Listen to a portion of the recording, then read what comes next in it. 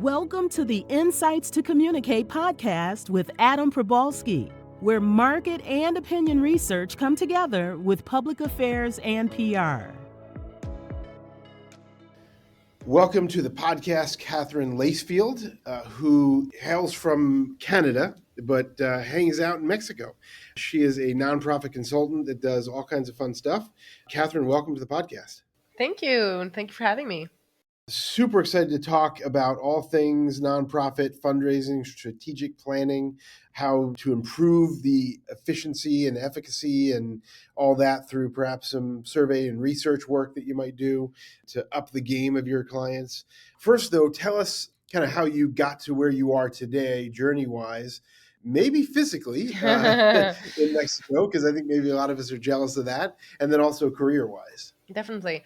I've been working in the nonprofit space for 20 years. And although I'm only 33, it's basically been my entire life that I've been involved in the nonprofit space, be it as a volunteer and then later on by working in different nonprofits.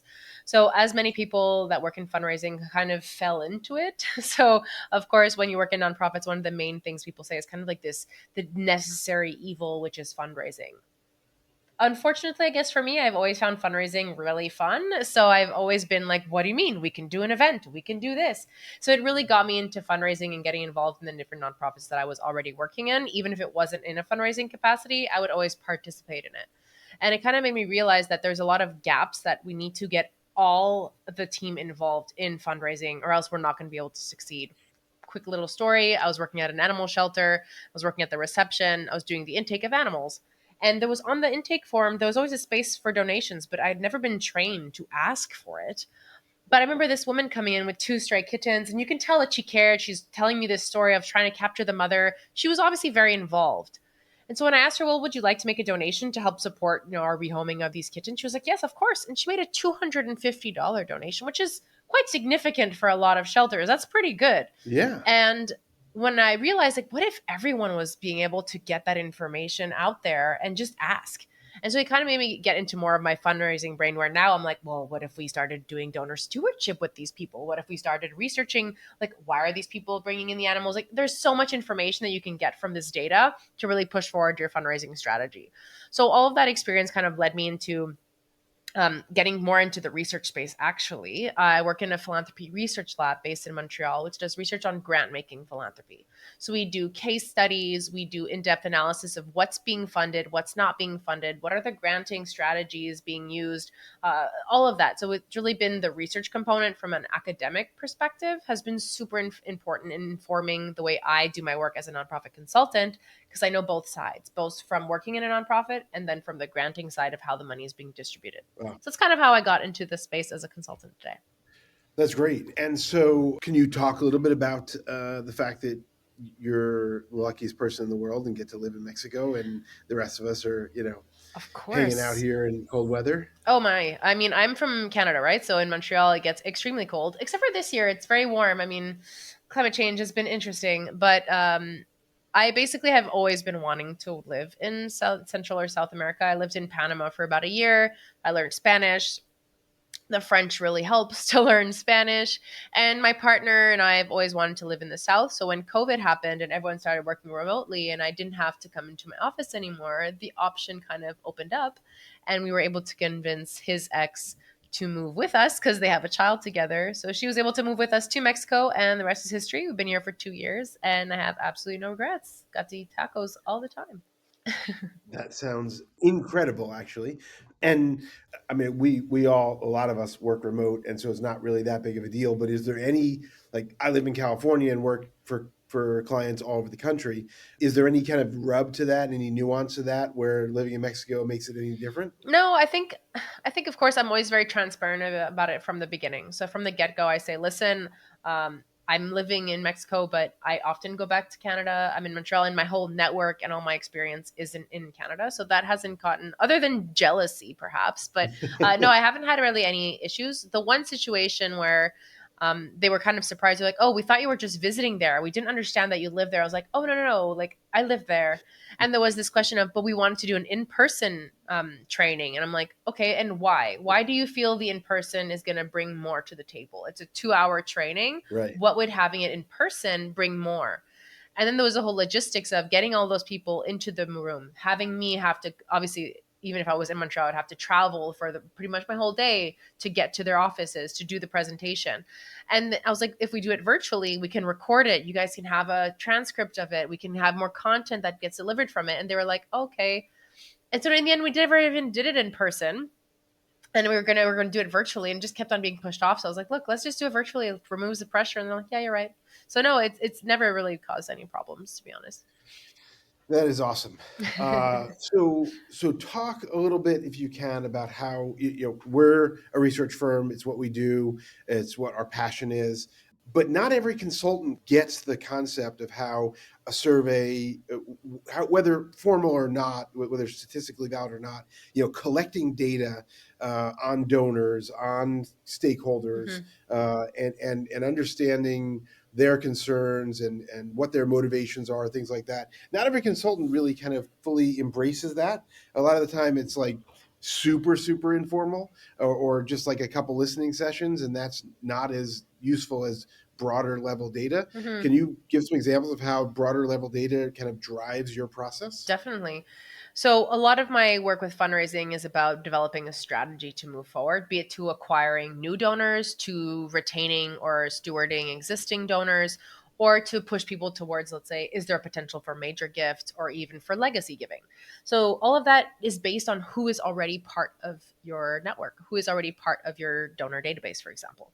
And you're not going to be going through each individual person and trying to see, do I have the demographic data on this person? And you might not have it internally, because you might not be collecting this kind of information when you're asking for a donation. You're not asking for their gender, for their income level. You're not asking that information.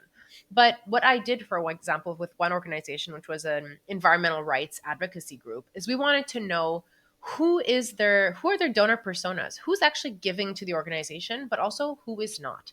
So we sent out this survey to not only their donors and members, people who were actively giving, but also to everyone else that was on their newsletter that had either signed a petition or who was showing some form of interest in the organization. Yeah. And we were able to really confirm not only who's interested in the organization, but who is giving versus who isn't. And one of the things we noticed was, first of all, they had a very non-diverse group. They were not reaching any racially diverse groups at all. And so there was this accessibility point that we were able to identify, that perhaps their language and their communications were not reaching all of the different communities in Canada. And that's something that's very important to be able to reach. If you want to get your population involved in environmental action, you need to get everyone involved. So from an action point of view, not even just fundraising, we were able to identify that. The second point is we realized there was very few people under the ages of 25. And when we looked at donor data from like reports that had already been done on donor surveys across the province of Quebec specifically, the population that was giving most to environmental causes was the younger generations, because they're the ones that are being shoved into their minds like climate change, you're the last generation. They're the ones that are being constantly stressed about climate change, and so the ones that are more tend to be more involved because they feel it's going to happen more in their lifetime. So why are they not part of their donor database? And so then it allowed us to really establish an acquisition strategy. So how are we going to target these people who are more likely to give to our organization, but we are not targeting them right now? Right. So it really allowed us to identify gaps in the demographics of our group, but also understanding what is motivating them to give and how did they learn about the organization. So we're really able to analyze certain groups that were like the donors, for example, where they found out about the organization because of modern media, so about media. So they saw them on television, they saw them in the newspaper, they saw them on online on different videos. So it wasn't the organization talking about themselves; it was the general media bringing it up, and that's what got people to get involved. Versus, let's say, their members that were paying annually to like vote at their general assembly, etc. They learned more about it through a friend or a volunteer or an employee of the organization that invited them. So it really allowed us to identify how different groups of people, their donors, their members, their people that were just following them on social media or on their newsletter, how they got into the organization, which is what allowed us to then build up a strategy to acquire a 25,000 list of donors for the next 2 years. So it was really useful. Super cool. I think that's very illustrative of how the process works and how to make something great out of data. That's awesome. Okay, so let's switch little bit to mentors. I mean, I've been the great beneficiary of mentors in my career in business and public policy, and I always wonder if other people have had that experience, or you just kind of did it on your own. Anybody kind of you got to give a shout out to? If I'm being honest in this, like I really just have always been really interested in it and have always been reaching out and looking for information. Of course, there's two people that I would say from a consultant perspective that have really helped me a lot is Kim Fuller. She is the founder and CEO of Phil, which is a consulting company as well in fundraising. And I've looked up to her a lot in how she in her process. And a lot of these these clients that I've worked with her on them. So we've collaborated on a lot of projects together, and that she does a lot of marketing and communication. So she does a lot of stakeholder research and stuff. So she's definitely influenced a lot of my approaches that I'm doing now. Oh, very cool. Okay, and then let's talk a little bit about your tech stack. Are you a Google workspace shop, or is it are you Zoom, or are you some other piece of software that like you're an evangelist for? Like how do you get your work done? I have many different platforms because I have two different work. So when I work at Lab, we've been using Teams, which has been very useful because we are a national network of researchers and of employees. So it's been really helpful to like share documents amongst ourselves. And the chat function really helps me when we have different channels for like different projects. It just helps keep everything instead of having millions of emails all the time. But as a consultant, I'm definitely a big Google person. My Google Drive allows me to work with my clients that are not necessarily part of Teams. Everyone kind of uses Google or has access to it. So there's definitely from a shareability, accessibility perspective has helped me a lot. I would say one of the tools that has like revolutionized my work, and even when we're talking about mobilizing stakeholders. So there's research that is more quantitative with surveys, but I like to do a lot of qualitative interviews where I have a form that I fill out with them, but meeting them in person has been very helpful. Right. But booking times with 10 to 15 different stakeholders can be such a headache that I've been using tools like TidyCal or Calendly that allow me to really quickly, here's my availability, it's for the next month, you have to book a time, they automatically get sent the confirmation emails. It just speeds up the process so much. So anyone that has an automated calendar booking system, like you need to have that if you're doing research, and even if you're doing donor stewardship. If you want to hop on a call with a donor, you could just send a mass email list to like your top 100 donors and say, we would love to hop on a call to understand, why are you giving to us? What's your story? What's your involvement with the organization? You don't want to be sending, oh, what time works for you? Oh, no, in the end, I got booked there. No, you just want to send a calendar, they book it, and it's done. So much easier to be able to book appointments with them. I agree. I think it's the most masterful thing ever. The idea that anybody can get on my calendar. And I had this conversation with a consultant yesterday, and he was kind of hesitant because he said, well, what if someone gets on my calendar and I don't want them there? And I said, well, then cancel the meeting. Like don't not use this amazing technology that saves like 1,000 of those back and forth emails of like, how about 1:30? What about 2? Get rid of all of that over the course of the year, 100 hours worth of your time, or 10, or whatever it equals. And yes, once or twice, you're going to have to disappoint someone and cancel their meeting. So it's the coolest thing. Oh my God. And definitely, I think the one thing people have to keep in mind is where you're sharing this link, like to your calendar. Sure. I have it quite like I have my exploration call. I'm happy for anyone to book a call with me because I'm like, yes, let's talk about your nonprofit. Let's talk about the work you're doing.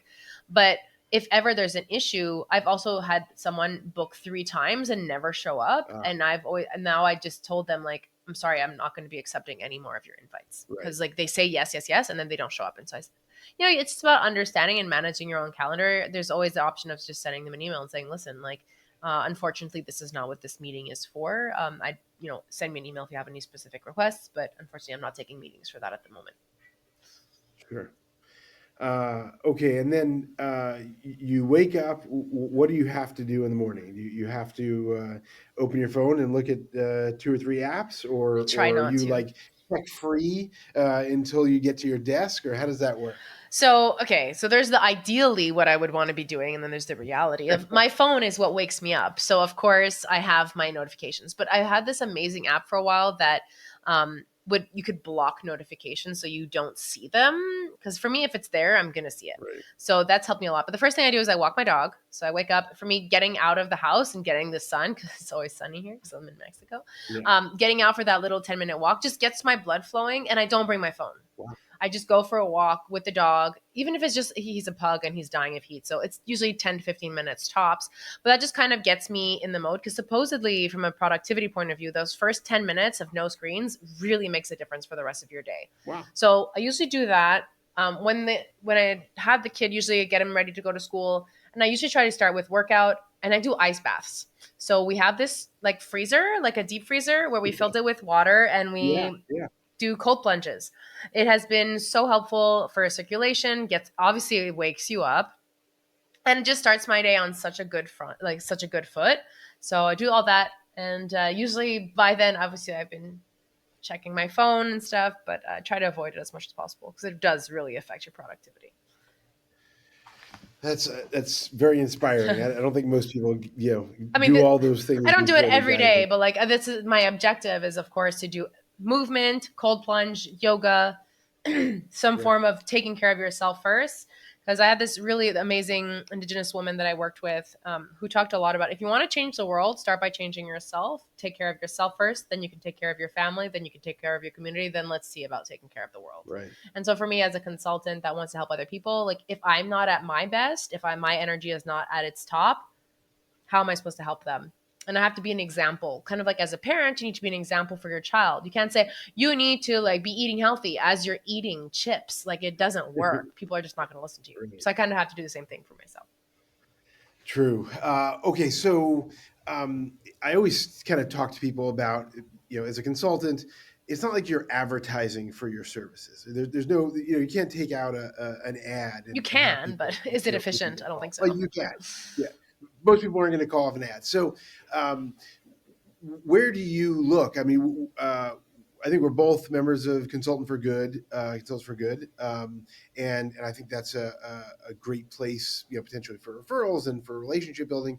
But like, what's the technique? You don't have to say the specific place or thing, but like, what's your best kind of go to for getting business? Is it email prospecting? Is it picking up the phone? How do you do it? I would honestly say 80 to 90% of my business comes from referrals. Right. And I've talked to so many consultants that they say the same thing. LinkedIn is my haven. I absolutely love LinkedIn, because that people are not talking about stupidities like on Facebook. LinkedIn is great to share amazing content, getting known. And I got known. I find the best way of putting myself forward is getting known for a certain niche that people will say, like, as soon as they think about that, they'll think of you. For me, it's non-human philanthropy. So anything that has to do with environment or animal nonprofits, I always talk about that. So when everyone does some things like, oh, animal organization, oh, Katherine, she'll be the one to do that. So being very active, showing yourself to the world, and then building relationships with people that can build referrals back to you is for me the number one thing I've done. From a more traditional marketing, I would say my webinars have been one of the best things to convert into clients. So I'll offer free webinars on particular topics, either segmentation and donor database analysis or granting or what it be. And people get a chance to kind of see your energy. People want to work with you because not just like your skill set and your resume. Right. They want to work with you because you seem fun to work with. Like, oh, I feel like I can see myself, getting to know this person. And they see your energy. And it's often an energy connection, right? That will push you to actually say yes or no. If you're not feeling the vibe, you're like, oh, this person's boring, I'm not even interested in what they're saying, you're not going to hire them. Right. So webinars, the in-person relationship that starts, and then converting them into a discovery call where we talk one-on-one about like, oh, I loved your webinar. Okay, what do you need help with? And then just giving them like a taste of what you can do. Right. That tends to convert a lot more. It's the relationship building. So two things. First, that takes a certain sense of confidence to go put yourself out there on a webinar and be able to talk and kind of riff and not, be comfortable with that. And not everybody's comfortable with that. Mm-hmm. So that definitely sets you apart to some degree. I think a lot of people are just, not willing to do that. Yeah. And yeah. I think it's difficult because different people will have different strategies that work best for them. Like there's this Jess Campbell from the Make It Happen conference, and she has the Confessions podcast. She's a really great marketing guru from an email perspective. Her thing is email. She doesn't like doing the in-person stuff necessarily, and she talks about it all the time. That's what works for her. So you have to go with what your skill sets are. Like I'm good at writing too, but I know that I'm much more likely to convert someone by hopping on a call with them than by sending them a really nice proposal. So I think you have to go with what is your strong suit and going with that. I love talking to people. I like making jokes, and that doesn't necessarily always show as much when I'm in my writing, because I tend to be more an analytical of like I'm not as like fluent and fluid in my ways. I do a lot of improv, so that helps me a lot with phone calls. Right. Versus when I'm doing emails, it's more I have to think about it and I have to write it and I correct myself and I tend to overthink. So that's just me. It might not be like that for everyone. So one thing I hear a decent amount is, fairness is an issue, and I think younger people will listen to what you say and say, well, that's not fair. The idea that you've got to kind of build relationships to make your business work, that you've got to put yourself out there in a public way to make your business work. It requires, being personable and kind of marketing yourself. And it requires you spending time on something like a discovery call that may not really end up earning you a dime. Mm-hmm. And I think there's some difficulty, I think, with some younger consultants or younger people in general, that, wait a second, I have to spend time on something And not get that isn't paid. going to pay me. Yeah, not get paid. Like, how do you do that? So I don't know if you've ever talked to young people about what you do, but how do you explain to the younger people who, and not just younger people, just people in general that feel like, they should be paid for every bit of their time, and that's just not the way it works. How do you explain that to them? I often tell them that's the employee mentality versus the business mentality. When you're running a business, you're not going to be paid per hour, but that's why when I get contracts, I get paid much more than you would as an employee. Right. And that it compensates for that. Of course, it's about also judging what is worth your time. Do you do 15-minute calls, or do you do 30-minute calls, or an hour-long calls? Sometimes when I can tell that this is not going anywhere, I'll really be strict about my 30 minutes. When I can tell that we're talking about potentially working together, I'll take that hour, because that might convert into a $25,000 contract. Right. So that hour is really worth my time. So I think it's about choosing and testing what works and what doesn't work. If I'm noticing that my discovery calls are not leading to any contracts, then let's stop doing that. Let's convert into affiliate marketing, where I'll send one email and I'll get $200 every time someone clicks on something. Wonderful. Right. It really depends on also the product or the service you're rendering. I'm working with people and with nonprofits. When you work with nonprofits, they don't have just this credit card that they'll just be able to like pay immediately. They have to ask their board for approval. I had a client that wasn't allowing their employee to spend $29 on a calendar app. $29. So do you really think that by just sending them emails that they're just going to buy your product right away? No.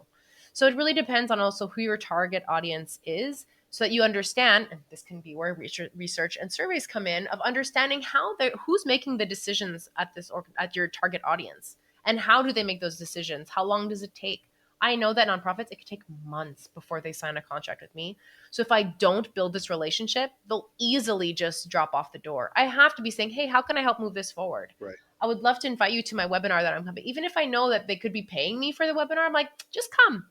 It builds a sense of trust and a relationship that they'll want to work with me. And also there's a selfish thing of when people know you, they're much less likely to say no. It's like when you're asking for donations. Right. If it's my mom saying, hey, I'm raising $2,000 because I'm doing a humanitarian trip in Tanzania, I'm not going to say no to my mom. Right. But if it's someone random on social media sending me a spam mail of like, would you like to donate to my cause? I'm going to say no.